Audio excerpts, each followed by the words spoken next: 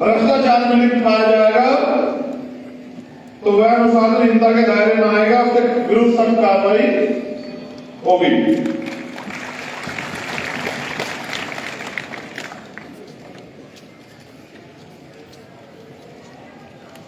धन्यवाद। आपसे बात कर लेते हैं। दो सवाल हमारी साथियों ने मुझे दिए हैं जिसका जवाब आप मुझे दे तो मैं बिल्कुल दूंगा। उससे पहले मैं आपसे जानना चाहता हूं कि बाबा साहब का सपना पूरा हो गया क्या?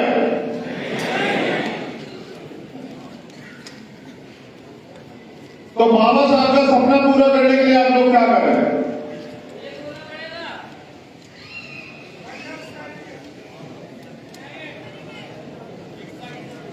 मैं आपको बस बता रहा हूं, आप लोग जानो, आपके काम आए,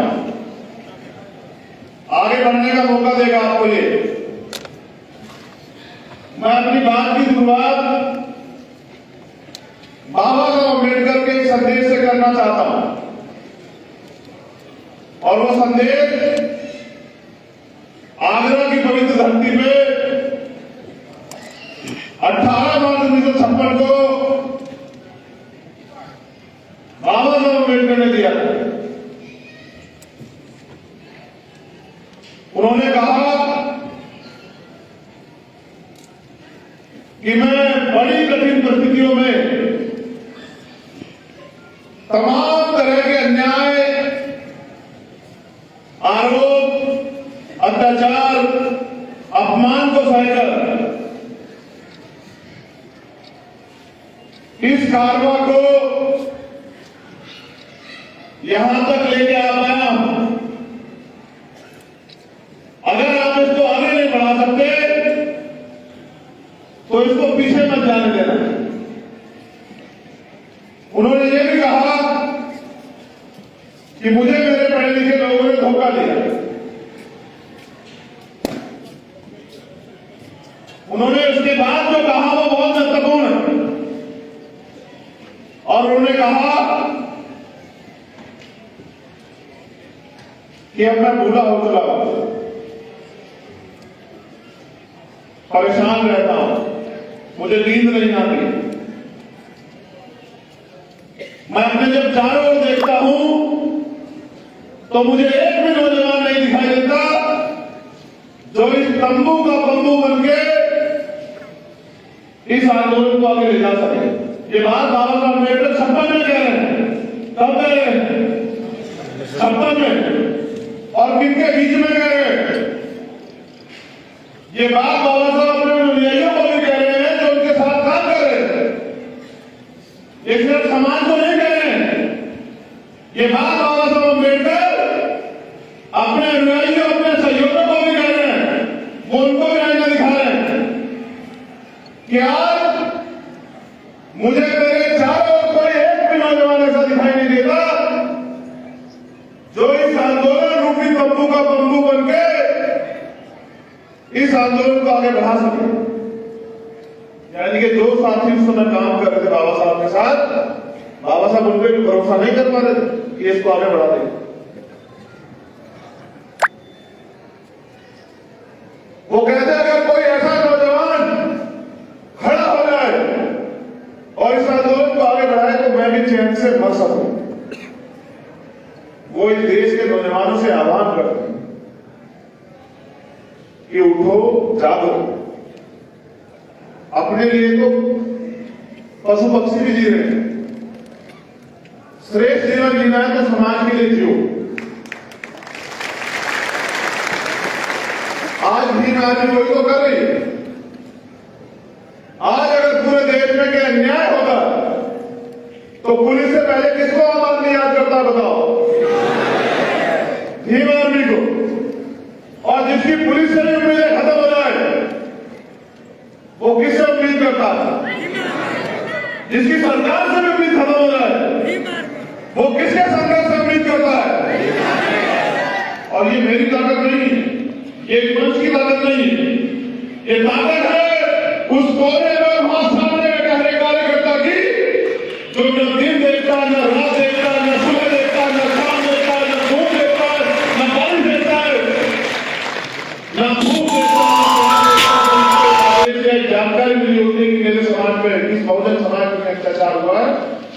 फिर उसको रोकने वाली ताकत जो है वो भी सरकार के पास नहीं। इसी क्रम में यहां सीएचए के भाई बहन भी आए हुए हैं मेरी जानकारी में। जो लोग राजस्थान सीएचए के जो भाई बहन हैं वो मेरे सामने वो भी आए हुए हैं और उन्होंने मुझसे कहा था कि भाई सरकार हमारी बात नहीं मान रही है, आपको हमारा साथ देना होगा।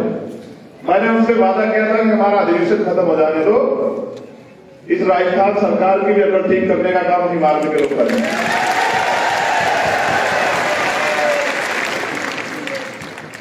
कमजोरों की, शोषितों की कोई सरकार नहीं होती। अगर उनको ताकतवर बनना है तो अलग जन से बहुजन बनना पड़ेगा। जब आंदोलन की शुरुआत की थी तब मेरी सोच ये नहीं थी, तब मेरा लक्ष्य भी ये नहीं था। और मैं अपने अध्यक्ष जी से कह रहा हूं, अध्यक्ष यहां बैठे हैं, ये सपना नहीं था अध्यक्ष जी कि एक दिन ऐसा आएगा कि एक किसान मंच पे हमारा स्वागत होगा या हमें सुनने के लिए लाखों लोग आएंगे, ऐसा नहीं हो सकता। लेकिन ये समय परिस्थिति और आपके साथियों का संघर्ष है। मैं धन्यवाद देता हूं सहारनपुर की धरती को, वहां के एक साथी को पुराने आज जो हमारे बीच में, मैं उनका भी धन्यवाद करता हूं कि उन्होंने भी कहीं ना कहीं इस आंदोलन को मजबूत किया। लेकिन साथियों, अभी हम लोग कर क्या रहे हैं कि कहीं अन्याय हो जाता है तो हम लोग जाते हैं न्याय दिलाने के। रेप हो जाता है, हत्या हो जाती है, जैसे रीढ़ के बच्चे हैं, जैसे सीएचए के बच्चे हैं हमारे भाई बहन, जैसे और तमाम तरह के वो हैं। तो हमारी प्रक्रिया क्या होती है कि जब न्याय होता है तो हम उनको न्याय दिलाने जाते हैं। तो एक सवाल जो हमारे साथियों ने मुझे दिया कि भाई ये जरूर बता देना कि हमने पार्टी क्यों बनाई, तो उसका जवाब ये है मेरे शब्दों में। आप सब लोग यहाँ उपस्थित है, 22-23 स्टेट की टीम के रिप्रेजेंटेटिव, प्रदेश अध्यक्ष या कोई साथी मौजूद है। तो आप ये बताओ कि जब भीम आर्मी ईमानदार से लड़ाई लड़ती है और जब भीम आर्मी के साथ कोई मुसीबत आती है तो कोई पार्टी है ऐसी जो आपके लिए लड़ती हो? जितने लोग यहाँ बैठे हैं, आप बताओ तो भीम आर्मी के कार्यकर्ताओं में झूठा मुकदमा होता है, उनको जेल भेजा जाता है, उनको पीटा जाता है या उनको डिटेन किया जाता है या उनको अरेस्ट करके जो है उनके साथ उनको अपमानित किया जाता है। बताओ कोई एक दल है जो आपकी आवाज उठाता है? बताओ। जब आवाज कोई नहीं उठाता भीम आर्मी के प्रशिक्षण केंद्र में, ये भीम आर्मी पता क्या है? ये नेता बनाने की फैक्ट्री है हमारी, ये हमारी नेता बनाने की फैक्ट्री है, ये हमारी लीडर बनाने की फैक्ट्री है। और जो नेता इससे तैयार होता है उसका कितना सम्मान होता है आपने देखा? उसका सम्मान इतना होता है कि जो लोग कभी किसी नहीं मिलते थे वो भीम आर्मी में तैयार हुए नेता को, जिले स्तर के नेता को बराबर में खड़े होकर फोटो खिंचवाते हैं। ये सम्मान दिया है भीम आर्मी ने। क्या हम नहीं जानते कि भीम आर्मी के लोगों को, भीम आर्मी को कमजोर करने के लिए कितने षड्यंत्र हो रहे हैं? लेकिन भीम आर्मी तब तक कमजोर हो नहीं होगी, भीम आर्मी तब तक जो है टूटेगी नहीं जब तक इसका कार्यकर्ता लड़ना बंद नहीं कर देगा। जिस इसका कार्यकर्ता लड़ना बंद कर देगा, नेताओं की क्या हैसियत है? नेता से कार्यकर्ता नहीं होते, कार्यकर्ताओं से नेता होता है, समाज से नेता होता है। मैंने बहुत सोचा, मैंने इस मंच पे हमारे आदरणीय अध्यक्ष जी उपस्थित हैं, हमारे संत भी उपस्थित हैं, लेकिन मैंने ये सुना है कि जिनका राज नहीं होता उनका धर्म नहीं चलता, जिनका राज होता है उनका धर्म आगे बढ़ता है। और ये मैंने सवाल पिछली बार भी छोड़ा था बहुत बड़े मंच पे कि दुनिया में भारत से क्या बुद्धिज्म आज यहाँ के क्यों, इसका कारण क्या है? तो इसका एकमात्र कारण ये है कि यहाँ उस विचारधारा को मानने वाले लोगों का राज और तानाशाही कोई करे, चाहे वो भारत के प्रधानमंत्री हो या श्रीलंका के प्रधानमंत्री हो, तानाशाह का हाथ एक जैसा होता है। उनको छोड़ के भागना पड़ता है। कल श्रीलंका में था, जिस दिन भीम आर्मी के लोग अनुशासन में तैयार हो जाएंगे, ये भारत में भी होगा, आप देख लेना। जन आंदोलन भारत में इसलिए नहीं खड़ा होता मेरे साथियों, क्योंकि अभी हम जातियों में बैठे हुए। आज मैं दलितों की तरफ से नहीं बोल रहा हूं, आज मैं अलग दिनों की तरफ से नहीं बोल रहा हूं, और मुझे अपने मनाओ भी मत। मेरी एक ही पहचान है, मैं बहुजन। ये आंदोलन 15 बनाम 85 का है, और इस देश में 85 लाख करेंगे, इसकी तैयारी भी हमें करनी पड़ेगी, क्योंकि हमने उनको 70 साल से मौका दिया। सारी सरकारें उनकी बनी, स्टेट की और सेंटर की। आज भी हमारे लोग आंसू के लिए मजबूर, रोटी के लिए मजबूर, कपड़े मकान के लिए मजबूर है, और इन्हीं बात पे हमारी वोट ली जाती है कि आपको ना अनाज दे देंगे, आपको चावल दे देंगे, तेल दे देंगे, दाल दे देंगे, हमें वोट दे दो। मैं ये बहुत गहराई से भारतीय राजनीति का अध्ययन करता हूं, तो मैं देखता हूं कि इस देश में 50 से 55% लोग वोट करते हैं, यानी कि 45% लोग वोट नहीं करते। हमारी तो आबादी का 81% है, तो ये 45% लोग अपने मत का प्रयोग क्यों नहीं करते? क्योंकि वो आज तक वोट के प्रति जागरूक हुए ही नहीं। उनको लगता है कि एक दिन छुट्टी का, उस दिन छुट्टी मनानी, बाद में रोते रहते हैं पूरे 5 साल कि साहब हमारे हिस्से में कुछ आया नहीं। जब तक हम लोग जाति के जंजाल से बाहर निकल के बहुजन नहीं बनेंगे, इस देश के एससी, एसटी, ओबीसी माइनॉरिटी को संगठित नहीं करेंगे, तब तक हम लोग इस देश में रोते ही रहेंगे, चिल्लाते रहेंगे। इसके अलावा कोई चारा नहीं। और आपके रोने चिल्लाने से कोई सरकार नहीं बिगड़ती। इसका उदाहरण यहां सीएचए के बच्चे बैठे हैं, इसका उदाहरण उत्तर जहां शिक्षक भर्ती के बच्चे बैठे हुए कि वो रोए भी, चिल्लाए भी, पीटे भी, भूखे भी रहे, प्यासे भी रहे, लेकिन सरकार में दया नहीं है, क्योंकि सरकार का चरित्र एक होता है। ये हमने राजस्थान की सरकार से सीखा। मैं धन्यवाद देता हूं राजस्थान की सरकार का, उन्होंने हमारे हौसले और बुलंद किए। और मैं अपने राजस्थान के प्रभारी और उनके नेताओं को, जो राजस्थान प्रदेश के भीम आर्मी समाज पार्टी, कहना चाहता हूं कि अगर अब भी वो दोबारा से सरकार सत्ता में आई, फिर वो अपमान बरकरार रहेगा, जो अपमान उन्होंने जो है इस बार हमें सूद समेत दिया, उसका भी इंतजाम आप लोगों को करना है। साथियों, जब तक हम लोग कटराई नहीं थे, तब तक हम लोग कराओ भीड़ होती है। 2022 में सोचिए कि दोबारा से जीने का मौका मिला। कठिन समय था, मुझे भी बहुत वो लगा, मैंने बहुत मेहनत की थी, आप सब लोग जानते हैं। कोई ऐसा आंदोलन, एक आंदोलन ऐसा नहीं जिसमें मैंने कभी आपको निराश किया। व्यक्तिगत रूप से कह रहा हूं, इस में पूरी भीम आर्मी है, मैं इनकी तरफ से नेतृत्वकर्ता के तौर पर बोल रहा हूं। कोई एक आंदोलन ऐसा है जिसमें भीम आर्मी के लोगों ने पीठ दिखाई? कोई एक ऐसा मामला है जहां भीम आर्मी के लोगों ने जेल या मुकदमे के डर से घर की तरफ रास्ता किया हो? मुझे तो आज भी वो याद है,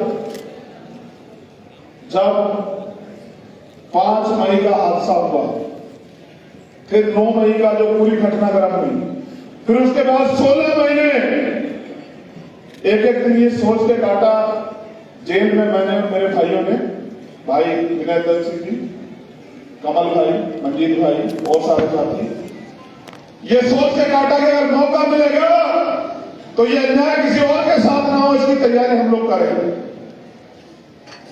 और 2 दिन और आज का दिन हम लोग संघर्ष कर रहे हैं। इस संघर्ष के बलबूते आज हम लोग यहां खड़े हैं। कल आप भी मेरी जगह आ सकते हैं। भीम आर्मी में कोई पैसे वाला आगे नहीं बढ़ रहा है। जितने लोग बैठे आप बता दो, क्या कोई पैसे वाला आगे बढ़ा भीम आर्मी में? आज जो राष्ट्रीय स्तर के पदाधिकारी है, वो कहीं ना कहीं भीम आर्मी के जिले, मंडल, प्रदेश स्तर के पदाधिकारी थे, वही लोग आगे बढ़े। अब हमने इसका संविधान बना दिया। कल हम सभी प्रदेश अध्यक्षों को संविधान दे देंगे। इसमें कार्यकाल तय होगा कि प्रदेश अध्यक्ष या राष्ट्रीय अध्यक्ष कितने समय के लिए रहेगा, वो पूरा हमने बना लिया। इसमें यही नहीं कि सिर्फ एक ही आदमी राष्ट्रीय अध्यक्ष रहेगा, उसके लिए एक पैमाना है, मेहनत करते रहिए, आगे बढ़ते रहिए। हो सकता है कि उस भीड़ में जो रहता व्यक्ति भी वही देश की संगठन का रास्ता जाए। शर्त एक है कि पैमाना पैसा नहीं, आपका काम और आपका अनुशासन है। अगर आप काम अनुशासन को प्रायोरिटी ना देके किसी दूसरे रास्ते से घुसना चाहते हैं तो ये तब तक तो संभव नहीं जब तक मैं, और अभी मैं कहीं जाने वाला नहीं हूं, याद रखना। अभी तो लड़ाई शुरू हुई, अभी तो इसको अंतिम दौर में लेके जाना है, अभी तो हमें अपने पैरों पे खड़ा होना है, अभी तो शुरू हुआ। मैंने अपने ऊपर भी अनुशासन समिति, समन्वय समिति को रखा है कि अगर कल मैं भी कोई गलती करूं तो मेरे ऊपर भी कार्रवाई हो सके, क्योंकि अक्सर जिनको हम ताकत देते हैं वही लोग तानाशाह हो जाते हैं। इसलिए मैंने सारे डायरेक्शन और सारे दिशा निर्देश और मुझे भी चलाने की जो ताकत है, रणनीति बनाने की जो ताकत है, वो समन्वय समिति और अनुशासन समिति को दी कि कल कोई और डिक्टेटर्स ना पैदा हो जाए, वरना फिर कार्यकर्ता कभी आगे नहीं बढ़ सकता। हमने पिछली गलतियों से बहुत सीख ली और उस सीख के जरिए आज हमने सीखा है कि हमें कैडर को गांव तक लेके जाना पड़ेगा अगर इस देश में हमें राज्य व्यवस्था कायम करनी है। क्योंकि एकमात्र सिद्धांत ये है, हमारे साथियों ने भी मुझे जागरूक कराया, अवगत कराया कि दुनिया में दो तरह की व्यवस्था जो है ना है। कितने तरह की व्यवस्था है? एक राज व्यवस्था और दूसरी समाज व्यवस्था। जिनका समाज व्यवस्था पे कब्जा होता है, अधिकार होता है, वर्चस्व होता है, उन्हीं का राज व्यवस्था पे अधिकार है। तो हमें अपनी व्यवस्था को मजबूत करना पड़ेगा, और व्यवस्था को मजबूत कौन करेगा? नेता नहीं। अच्छा सोचो, मेरी तरफ भी देखो कि मैं कहां खड़ा हूं। अगर आप उससे कहो भाई मैं भी आपके राजमिस्त्री के रूप में, समझते हैं कौन होता राजमिस्त्री? हाँ वही। अगर आप ये समझो कि राजमिस्त्री सरिया, बजरी, सीमेंट, पानी, रेत अपने घर से लाए तो कैसे हो जाएगा भाई बताओ? क्या मकान बन सकता है? मकान तब बनेगा जब समाज उसकी व्यवस्था कराएगा। और मुझे कष्ट है, इतना काम करने के बाद हमारे साथी कहना पड़ा था कि डब्बों की तरफ देख लो, ये बड़ा दुखद है। लेकिन कोई बात नहीं, एक बड़ा वर्ग हमसे दूरी बनाए बैठा, मेरा उनको भी संदेश जो समाज का बुद्धिजीवी वर्ग कि हम लोग काम करने को तैयार है, आप पॉलिसी बनाने की जिम्मेदारी लीजिए। आपका अनुभव, हमारा संघर्ष मिलकर जो है देश में हम लोग राज व्यवस्था कायम करेंगे। आप बुनियाद नींव बन के, आप नींव बन के जो है वो काम कीजिए, क्योंकि नींव जो होती है ना, नींव अगर वो ढकी रहे तो बहुत अच्छी, अगर नींव दिखने लगती है ना तो यानी कि बुनियाद अगर दिखने लग जाएगी तो जो निर्माण कार्य जो बन रहा है वो गिर जाएगा। इसलिए नींव को ना दिखे। जो हमारा कर्मचारी अधिकारी वर्ग है, मैं उनसे बात कह रहा हूं कि भाई अब आप भी अपनी जिम्मेदारी तैयार करो। आज दिल्ली में अधिवेशन बता रहा है कि हमने कमर कस ली है कि 2024 से पहले जो लक्ष्य मैं आपको दूंगा, टारगेट बना जो मैं आपको दूंगा, उसको पूरा करके हम हर कीमत पे यहां भारतीय जनता पार्टी को सरकार बनाने से रोकेंगे। क्योंकि भारतीय जनता पार्टी की सरकार ने एक एक करके हमारे सारे अधिकार वापस जो है छीन के और मनुस्मृति को देश में लागू करने का जो है मन बना रखा है। और वो लोग इस बात को, उनके धार्मिक गुरु, उनके सामाजिक लोग, वो लोग इस बात को कहते भी रहते। इसलिए क्योंकि गुलामी नहीं सहनी है, इसलिए टीम आर्मी की जिम्मेदारी बनती है कि जो टीम आर्मी को काम दिया गया है वो उस काम को करे, और वो काम कैडर के माध्यम से हम लोग बताते रहे। आप टारगेट सुन लीजिए, मैं आपको टारगेट बता रहा हूं, नोट कर लीजिए सभी प्रदेश में, और कार्यकर्ता साथी भी नोट कर लें। इन टारगेट को पूरा करना है 2021 से 2022 तक, 22 से 23 तक। हम 2022 में 1 साल के अंदर टारगेट है, बताओ मदद करोगे नहीं करोगे? बताओ। जो जिम्मेदारी मिलेगी उसका पालन करोगे? नोट करो, ये टारगेट है हमारा 1 साल का। जब अगला राष्ट्रीय अधिवेशन होगा तो हम हिम्मत से कह सकते हैं कि हमने क्या किया। मैंने तो सोचा था कि आप आज हमारे प्रदेश अध्यक्ष बताएंगे कि मेरे दिन प्रदेश में 55 जिले मैंने चंबल में संगठन बना दिया, बहुत मजबूत संगठन, और मैंने 1000 से ज्यादा मामलों में अन्याय के साथ लड़ाई करके न्याय दिलाया। लेकिन हमारे प्रदेश अध्यक्ष अभी वही बात करते रहे कि हमने 1 मामले में न्याय दिला, 2 मामले बिना संगठन के संघर्ष हो ही सकता ना। ये जो प्रदेश अध्यक्ष है वो नोट कर लें, फिर मैं आपको यहाँ आपको बुलाऊंगा कि आप संकल्प लेंगे मेरे साथ कि इसको करके दिखाएं, ठीक है? आजाद समाज पार्टी के लोग भी जो हमारे नेतागण हैं वो भी इस बात को नोट कर लें। जो घोषणाएं कर रहा हूं उनको पूरा करके दिखाओगे तो दिखाओगे? बताओ। बेइज्जत तो नहीं करवाओगे देश में मुझे? पहली घोषणा, हमें प्रदेश में 5 प्रदेश स्तरीय लीडर तैयार करने हैं। हमें प्रदेश में 5 प्रदेश स्तरीय लीडर तैयार करने हैं। समय परिस्थिति के अनुसार उनको कार्य करने का मौका देना है। जैसे अगर एक फेल हो जाता है तो उसका काम बी करेगा, बी फेल हो जाता है उसका काम सी करेगा, सी फेल हो जाता है उसका काम डी करेगा। 5 ऐसे प्रदेश स्तरीय नेता होने चाहिए जो अपने दम पे प्रदेश की सरकार को हिलाने की हिम्मत रखते हैं और अपने संगठन को चलाने की हिम्मत रखते हैं। एक नेता से काम नहीं चलेगा। एक चंद्रशेखर आजाद तैयार कर दिया, 5 चंद्रशेखर आजाद तैयार करने पड़ेंगे राष्ट्रीय स्तर पे। 1 साल के अंदर ये आपकी जिम्मेदारी है। हर जिले में हमें कम से कम 10 ट्रेनर्स तैयार करने हैं जो कैडर देने का काम करेंगे। प्रत्येक जिले में 10 ट्रेनर मिशन 78 के सहयोग से जो कैडर देने का काम करेंगे। 1 साल का टारगेट है 2023 तक हर जिले में। और कैडर देना सीखिए, पहले कैडर लीजिए फिर देना सीखिए। और जिस दिन आप कैडर को आत्मसात करेंगे उस दिन आप असली मिशनरी बनेंगे। रोजगार से युवाओं को, बहनों को, भाइयों को कैसे जोड़ना है, इसका प्रोग्राम हमें अपने अपने प्रदेश में बनाना पड़ेगा। कोई भी भर्ती, कोई भी नियुक्ति निकलती है, बेंगलोर में निकलता है, तो हमें उसके लिए टीम बना के अपने युवाओं को जागरूक तैयार करना पड़ेगा कि ये भर्ती आई है, आप लोग इसको वो करो, या बिजनेस मॉडल बना के अपने लोगों को रोजगार से जोड़ना।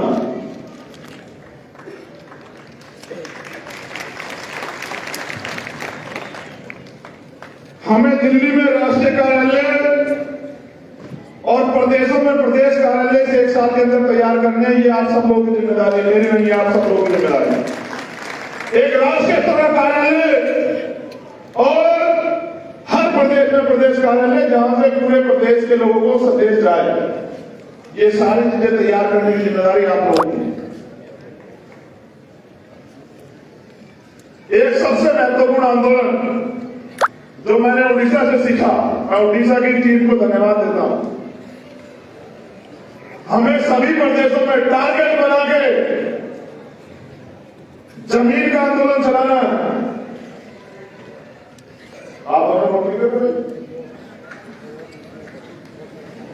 आप लोग फ्री नोट कर रहे हैं भाई, राष्ट्रीय करने के लिए लोग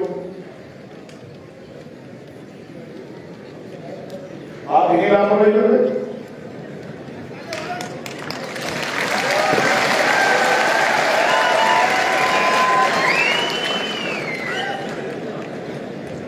कल किससे पूछते करोगे? नहीं, राष्ट्रीय कमेटी के लिए भी आज सब लोगों को नीचे बैठे सबको नोट करना है। आप तो आप ही लोग करवाओगे ना, कहां से करवाओगे? आपको नाम नहीं करवाओगे। हमें सभी प्रदेशों में जमीन का आंदोलन चलाना है। गौर से सुने लेना। SC, ST, OBC माइनॉरिटी के कितने लोगों पे खेती और रहने के लिए जमीन है, हमें इसकी डिटेल तैयार करवानी है। और जहां नहीं है, हम आंदोलन चला के सरकार से SC, ST, OBC के लोगों को खेती के लिए जमीन और रहने के लिए जमीन दिलाने का काम जो है ना, हम राष्ट्रीय स्तर पर करेंगे। इसका पूरा डाटा दिल्ली से लेके और जम्मू से लेके उड़ीसा, झारखंड, तेलंगाना, केरला, कर्नाटका सब जगह का होना चाहिए। ये प्रदेश के अध्यक्षों की जिम्मेदारी है।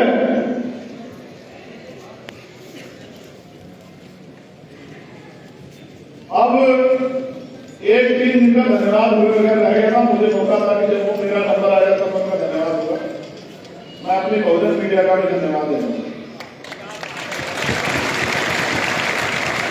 अगर ये बहुजन मीडिया ना हो, कितनी प्यारी घटना दब जाए, कितनी घटनाएं जो है ना वो दबा दी जाए, क्योंकि मनु मीडिया कब से हमारे वाले होने लगा। मैं बहुजन मीडिया के एक साथी का दिल से धन्यवाद करता हूं कि आप लोग बहुत अच्छा काम कर रहे हैं। महामानव तथागत बुद्ध और महापुरुषों पर प्राप्त बने रहे। आज आपके यूट्यूब चैनल, कल आपका नेशनल चैनल भी बने, के लिए आपके लिए मंगल कामना। लेकिन हमें एक IT सेल भी पूरे देश में तैयार करना है, क्योंकि इनकी पैसे की मीडिया का सामना करने के लिए हमको अपना मीडिया होना चाहिए, होना चाहिए, बताओ।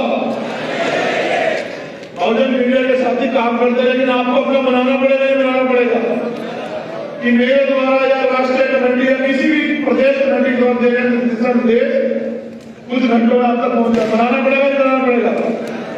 हाँ, और इसी के उसमें हमारे एक साथी हैं आवेश जी, उनका धन्यवाद देता हूं, जो महाराष्ट्र राष्ट्रीय कोर कमेटी के मेंबर हैं। अगर वो यहां हो तो खड़े हो जाए। क्या यहां है आवेश जी? कहां है वो? अपनी मेहनत की कमाई से हमारा जो है मीडिया की वेबसाइट जो है तैयार करा रहे हैं। मैं उनका धन्यवाद देता हूं, क्योंकि बिना अपने मीडिया के अपनी सच्ची बात जाएगी। उस मीडिया में पूरे देश में आने वाले भी आर्मी के आंदोलन संघर्षों को जो है ना जगह मिलेगी, और समय समय में मेरे यहाँ और साथियों द्वारा कही गई बात आप तक पहुंचेगी। बहुत जल्द मैं उसका बहुत जिम्मेदारी से इनोवेशन करूंगा। मैं आपको सबको सूचना दूंगा बहुत जल्द उसकी। जो सबसे इंपोर्टेंट काम है भीम आर्मी के साथियों का,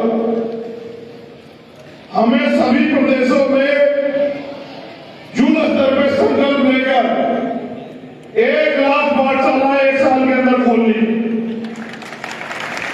1 लाख भीम आर्मी पाठशाला हर स्टेट के अंदर युद्ध स्तर पर तैयारी करके जिला, विधानसभा, मंडल, तहसील के लोगों को जिम्मेदार देके 1 साल के अंदर 1 लाख पाठशालाएं पूरे भारत में हमें खोलनी है। टारगेट बना के हिमाचल में भी खोलनी है पाठशाला, क्योंकि मैंने आज ही अखबार में पढ़ा, एक दिल्ली की जो सरकार है जो कहती है कि बाबा साहब का भगत सिंह का फोटो लगाना है। मैंने पढ़ा पंजाब से जब न्यूज आई थी कि 2 लाख शेड्यूल कास्ट के बच्चे सिर्फ उन्होंने छात्रवृत्ति का पैसा नहीं दिया, उनको पढ़ाई छोड़नी पड़ी। ये जो है बाबा साहब की फोटो दिखा के हमारे वोट छीनने वालों का सच है। जो लोग बाबा साहब की फोटो दिखाकर कहते हैं कि हम बाबा साहब का आंदोलन चला रहे हैं, उनके सपनों का वो कर रहे हैं, उनको ये भी नहीं पता बाबा साहब के सपने क्या थे। इसलिए एजुकेशन के बिना, क्योंकि ज्ञान से जानकारी बढ़ेगी, जानकारी के बाद हम लोग सवाल करना सीखेंगे। तो 1 लाख पाठशाला खोल के कितने साथी मदद कराएंगे? हाथ खड़े करके बताओ। अच्छा, हाथ खड़े रखने के बाद इतने लोग अगर ईमानदार के तुम लोग साथ दे दो ना, तो मैं दिल्ली पहुंच जाऊंगा 5 साल।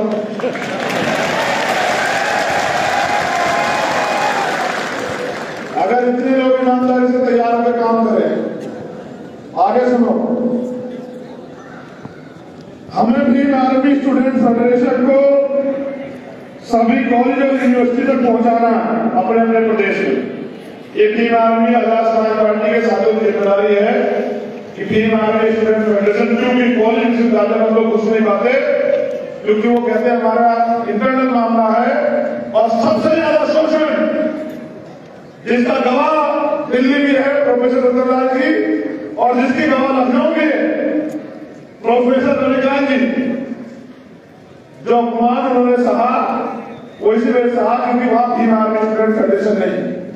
इस भीम आर्मी स्टूडेंट फेडरेशन का योद्धा यूनिवर्सिटी कॉलेज में होगा, किसी की मनवादी की हिम्मत नहीं होगी कि किसी अधिकारी कर्मचारी, किसी अध्यापक और किसी बहुजन समाज के बच्चे का अपमान कर सके या उसको